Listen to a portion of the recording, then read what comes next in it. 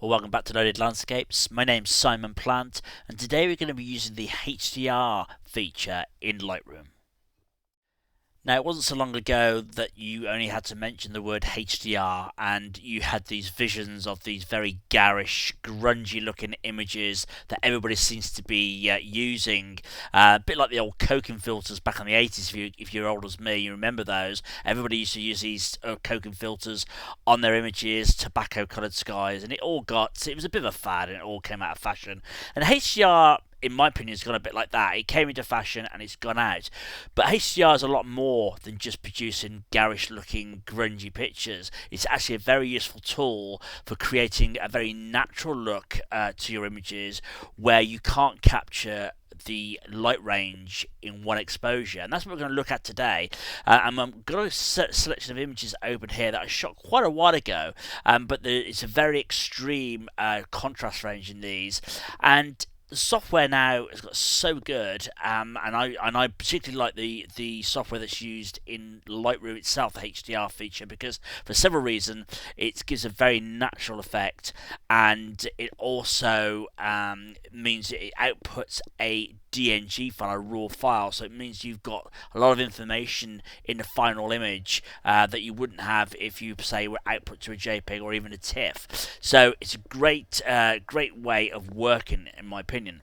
If you do quite like those kind of very artistic looking pictures, then the HDR feature in Lightroom is probably not the software for you to use. You're probably better off with something like Photomatix, and there's a few other ones out there, but Photomatix I've used for years, and you could get quite natural effects with that as well, depending on the settings you use. But if you want to go a little bit more creative with the kind of style, then that's probably a better software. But if you're looking for a sort of a natural looking image and just to kind of get around the technical problems of excessive lighting range in pictures, then watch the video and I'll show you how the software within Lightroom can help you achieve a nice natural look.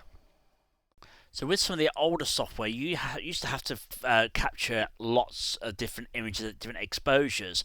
With the HDR feature within Lightroom, that is not necessarily the case. I've even heard of people just using a normal exposure image, 1-2 stops underexposed and 1-2 stops overexposed, and using those three images together, and they find that gives a really good effect. We're going to experiment with this. We'll pick out three of these in a second, and we'll see how that produces.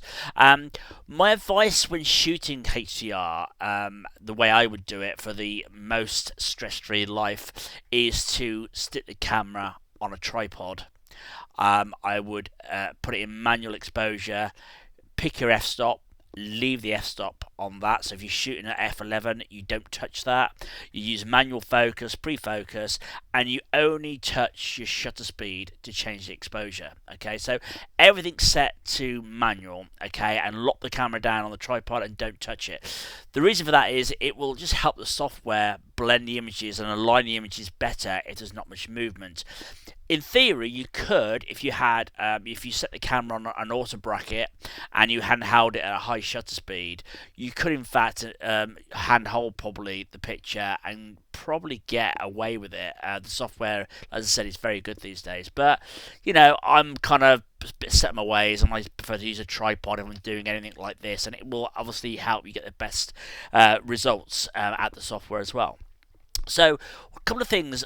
These are raw files. They're DNG files, but they could be like straight out of Canon CR file or a Nikon file. Doesn't matter. But just say that it's a raw file I've got here, which is the way I prefer to shoot. You could use JPEGs, but again, you're going to have better results with a raw file. And what we do when you bring these into Lightroom, there's no point in making lots of adjustments to each image, because once you merge these into HDR, it's going to discard a lot of those settings. So for instance, there's no point doing local adjustments like spotting, or using a radial filter or the brush filter and applying that to all the images, because it's just going to discard them. Same with the exposures, it's going to calculate the exposures because it's doing the blend. So I wouldn't bother doing anything, to be honest with you. Open them up and then will merge them, and then you can apply your adjustments once it's output the blended HDR file. So it's pretty simple as that. So I'm going to pick out 3 exposures here. I'm going to have pick out one for, I mean, like I said, I shot a lot here, but because things have moved on, I actually probably don't need all these now, so I'm just going to pick out 3 for this tutorial. So I'm going to pick out this light one here because there's quite a lot of detail in the back of this trailer. This is shot in a barn, a farm, in a barn, and we've got a vehicle on the outside, as you can probably see in the distance here. So I want to show detail inside the barn and outside the barn. There's a lot of contrast in this picture, big dynamic range, and you know, even the best cameras are not going to be able to cope with this. So we're going to pick this one. We'll pick let's say this one as like a mid-tone, and then for my highlights, that nice blue sky, I'm going to pick out this picture here.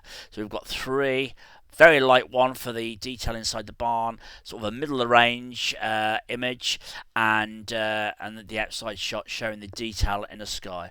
I'm going to right click and I'm going to go photo merge. You have 2 options. You go to panorama or HDR. Obviously we're going to pick the HDR option, and that is going to grab those images and start to give you quite a low resolution preview. It's not going to be of great quality. Couple of settings here. We've got auto align, which I recommend you click because that's going to help, you know, align each of those images. Okay.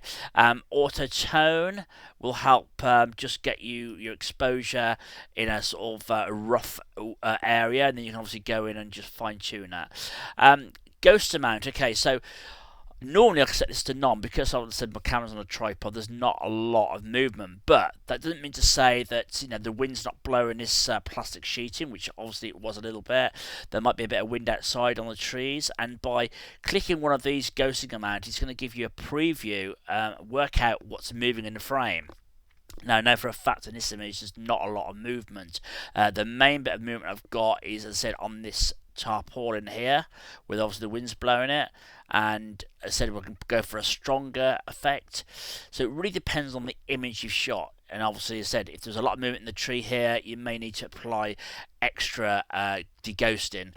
Sometimes when you select this, you can get some funny artifacts show through, so you might need to be aware of that. You might need to reprocess, come back in and redo it at a different setting if you get that. For this one, I'm going to click none because it doesn't really need any of the deghosting being used, but it is a useful feature.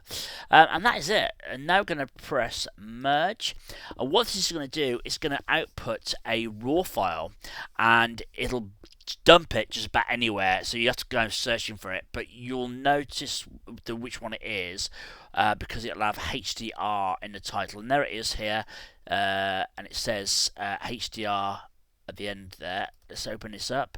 So now we've got what looks just like a normal raw file, but it's actually those 3 images blended together, and you can see we've got quite a bit of detail in the foreground here. Let me just open this up bit larger.